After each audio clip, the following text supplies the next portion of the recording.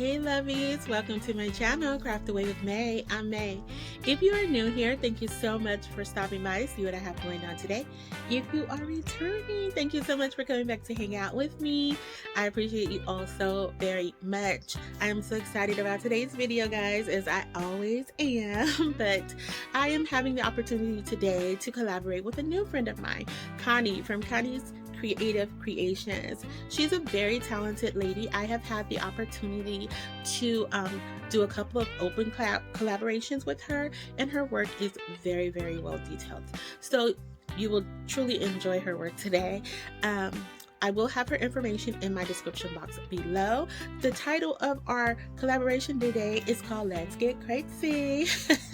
So we will be using some Dollar Tree mini crates and mini palettes to create some everyday home decor pieces for you guys. So please stick around to the end, and also if you haven't done so, please consider subscribing, liking, sharing, and commenting. Just know that those comments are only desired and not required, just because I love to chat with you guys. It makes my heart bubble when I get a message and I get to talk with you guys.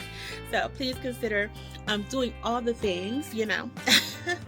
And on this channel, I love to do all things DIY and crafting. I probably should have started with that first. I love to do all things DIY and crafting. I love to do them on a budget. However, I do love to splurge a time, but at the end of the day, no matter what I'm doing, I love to have fun while crafting. So if that's something that interests you, please consider joining my little tiny YouTube family. I'm going to stop jabbing now, and I'm going to go ahead and jump into the first project. See you on the other side, lovies. Bye. Alright lovies, so our project number one, we are going to be making this super cute spice rack holder, if you will. Because in my kitchen, I have shared with you guys, if you have been around for some time, my kitchen is, the color is red, white, and black. That's what I use all year round. So it does kind of tie into a Christmas theme, but our projects are for everyday decor today. So I don't have a lot of shelving space or a lot of spaces to put my spices and things like that. So I decided I'll create this little unit where I can store some of my lighter spices, you know, not in glass or anything like that. And so since this is part of our challenge, I decided to use 3 of the mini crates from Dollar Tree, as well as one of their long signs, and that was from the summertime. And I was like, oh, this is perfect. I don't have to paint. I can just, you know, leave it as red and just go in with the miniature crates. And I wanted to, as you can see here, I'm painting them black. I did paint off the top of it, just the trim, with white, and I'm using some of the vinyl from Dollar Tree. And I'm so excited about today because I'm going to be using majority of all Dollar Tree items, and that's kind of rare for me. I think there's only 2 items in here that is not Dollar Tree. So I was super excited about this. This is also a great project for someone who doesn't have a Cricut machine, because I am going to be using stickers here. So in my paint pen, or chalk pen rather. So I was really excited about that. And all I'm doing is I had pre-cut those strips down. It wasn't exact because, you know, me being me, I just don't like to follow the rules when it comes to cutting and using the proper material to do so. So I just cut the strips down, trimmed it down with my X-Acto knife, as you saw there. I weeded out the middle of the crate so you can see that opening there. And now I'm just giving it a good amount of Mod Podge. And this is just to secure it in place around those edges. And I just wanted it to be cohesive, so I just went ahead and covered the full front of the miniature crate. And that's all I'm doing at this point. So next I'm going to go in with one of these little I call them door hangers. I don't know why, but that's probably not what they're called. But it's from Dollar Tree as well. It has the gingham print in the background, and so I thought this would tie in very nicely with the whole red, white, and black theme. And what you see that I'm doing here is I'm going in with heavy distressing. That was my original thought. Now if you were to recreate this, if that's not your jam, do you, and you know, make it to your liking. So the sign, as you can see, it is slightly larger than the longer red sign, and so what I decided was I'll just take the chalkboard piece off, and you guys are going to see in a few minutes here. I got a little too aggressive. and popped it. I caught myself holding it and I bent it back a little bit, and pow, there you have it. It snapped, crackled, and popped. So it was an easy fix. You know, once it broke off, it didn't chip a lot, but it just would not go back into the exact way it was originally. So I do end up gluing it back together. There's a little gap in it, but you'll see my workaround for that in just a few minutes. So at first I was going to exit and say, you know, let me try something else, but you know, after a little bit of, you know, a little bit more wiggle, it came apart. And so I was super excited about that without any, you know, further damage. And I just sanded down, I trimmed it down as much as I could, and that did help a lot. And so here I'm looking at it, it's still a little bit too big, and this is where I decided, okay, I'm going to go vertical instead of horizontal with it. And here I'm just lining up everything to make sure it looks even, you know, cohesive. Again, I'm not going to be using large spices here. There are very small ones, like small to medium size, I guess, if you will.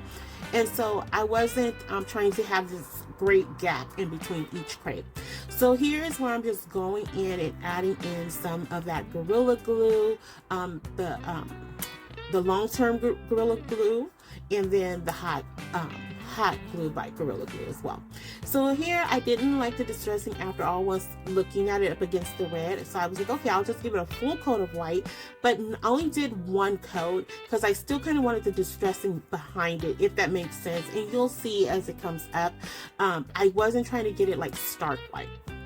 Here I decided, you know, it still was looking a little bare to me, so I went in with some of my stitch ribbon that I got from Hobby Lobby. Oh, I'm going to be using 3 different things aside from Dollar Tree. So this is one of them. So I'm going to be using this stitch ribbon from Hobby Lobby. I love this stuff. I go through it so fast. It's just so cute to me. And with this red plank or sign, it made it look, I don't know, kind of velvety to me. I don't know why, it just did. But all I'm doing here is I added back in the jute string for the hanger, because again, this is going to be hanging on my wall next to my current little spice cubby I have. And so at first I was gonna, you know, put the black ribbon across first and then try to add the jute twine in, and I was like, no, you know, it's gonna throw it off. So I decided to just add the string in and then cover it up. So here's where I'm playing around with the little split to see how can I cover it up without making it look so obvious, you know, that something went wrong there. So I put that to the side for a minute and went in with some rub-on stickers from Dollar Tree, and I'm just gonna put Farmhouse, I think I put Farmhouse Kitchen on here on this part.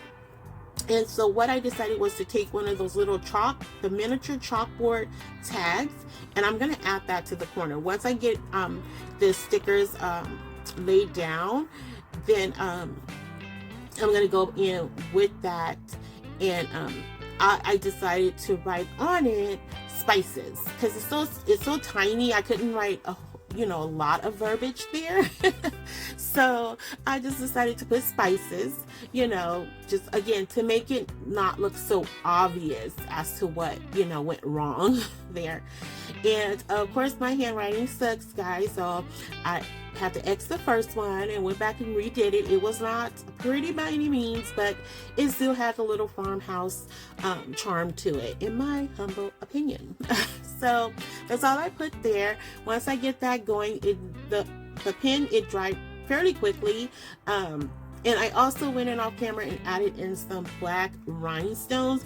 I was going to do some stitching around the white, but then I just felt like it was going to just be too busy. So I opted for the rhinestones. And so once I put that little miniature chalkboard there, was like the perfect fit.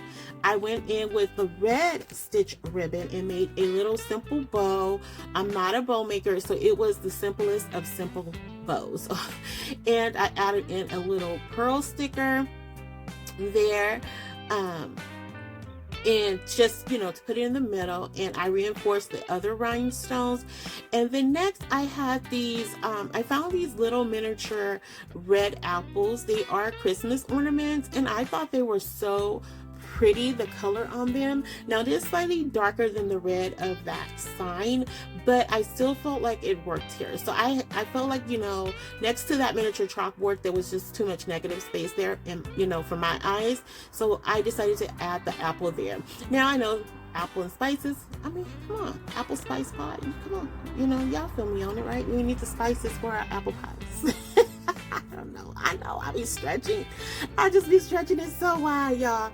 So, so I just added this there, and it really did look very pretty to me. I was really excited about today's projects. Like, I absolutely love both of them. Like, they just came out way better than my expectation, because to be honest with you guys, literally I could not figure out what I was going to do with them. And so you know, it was like in the final hour, like, you know, I don't know, something switched on in my brain and was like, yeah, do your spice rack, and then you guys will see what the other project is coming up next. So I really love the way this all came together. I love the color combinations. I love that checker print here. I thought it was super cute and fun to look at. And again, it's, you know, it really ties into like the Christmas decorations, because I am doing red, white, and gold, and with a little bit of black in there. So, you know, even though I'll have this up all year, I still feel like, you know, kind of ties it to my Christmas decor as well. So here I'm just spacing it out. I started with the bottom and followed up with the top, just so I can make sure I have it centered well enough. Now I did leave a slightly larger gap between the middle and the last one, just because in the event I get a little bit larger of spice that I want to put in there, I wanted to just have that little wiggle room to play with. And so it still looked very nice. In here, I'm just showing you guys some of my spices, just so you can see what I'm talking about. And so that's my favorite right there.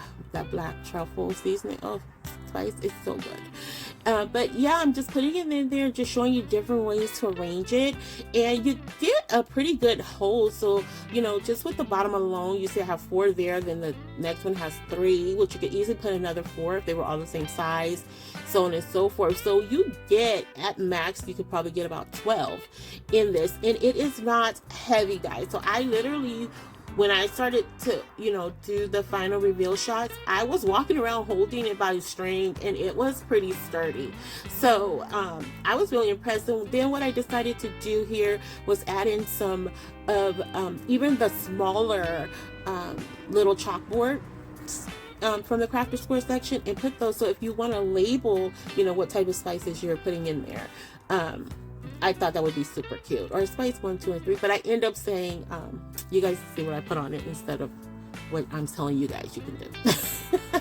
So next step, we're going to be making this herb holder, if you will.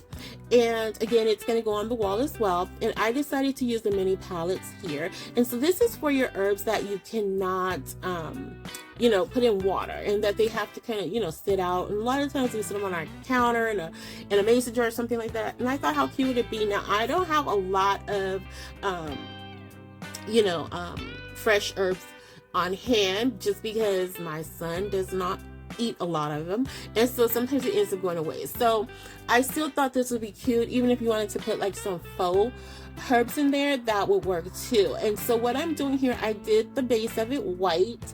I gave it a full coverage of white. Then I'm going in with this lipstick red, and I'm going to cover each palette in that red color.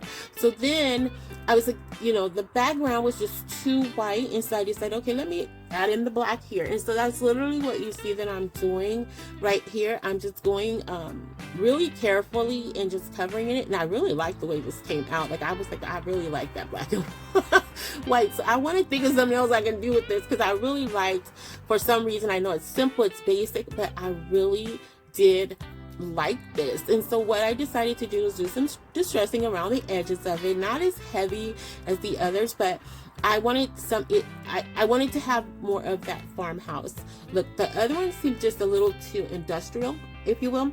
And so I was like, let me, you know, tie it into my farmhouse theme. And here's where I'm using some letters. I got these letters, I think, either from Staples or I got them from Dollar General. I can't remember, but they're very similar. It is 2 different styles that I have, but it was either one of those places. And so here I'm just going to put herbs up there, and I was gonna put fresh herbs, and I was like, well, the lettering is too big, and that meant that I would have to use my Cricut machine to bring them down to size. So I was like, you know what, nope, we're gonna stay true to the game, and we're gonna use the stickers. So I just put herbs, and I actually really like this. So it was very simple. Once I got it spaced out correctly, which, you know, again, if I had used a ruler, it probably would have went a lot faster, but you know, hey, this is how I roll. So just, you know, roll with me. So then I'm taking some more of these rub-on transfers from Dollar Tree, and I just decided to add some of the little leaves on the side of that, and I think that was just like super cute and simple, and it's affordable as well. So again, for someone who doesn't have a Cricut machine, just so you know, like, these things are available to you. Now I did get this, it's a color drain board. I got it from Daiso, and I don't know if I said that already, but it was $1.75, but you can totally recreate this using the dowels and wood plates from Dollar Tree and get the same exact effect. Okay, I was just being a lazy crafter and decided, you know, for the essence of time, I'll just do it this way. So next, what you see I'm doing here is I'm taking some jute twine that I got from some Christmas tags I had. It was like a bunch of them. And so all I did was slide that through the slots of the little mini palettes and put it through the hole of the mini chalkboard tag and made some simple bows, and that was it. So again, right here, giving you that opportunity if you want to label what type of herbs you're putting in there, or, you know, or you can just put whatever you want really here. But I just really like the little added touch to that. Again, it just gives you more options, and you don't have to put anything at the end of the day. You know, you can add some stickers there if you choose to, but I just feel like, you know, it was just something to give it just a little added pop. And here I'm just assembling them. I did two of them lower and one raised a little bit. And here I did, like I said, I didn't have any fresh herbs on here, so I am using some greenery that I got from Dollar Tree. And this was my first time actually finding this greenery. I've had it probably about 2 months now.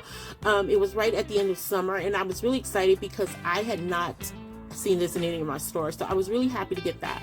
So this is just to give you an idea, and if you don't want to put herbs and you want to do some faux herbs, you can totally do that. It still looks very, very pretty and will make for a very nice decor piece.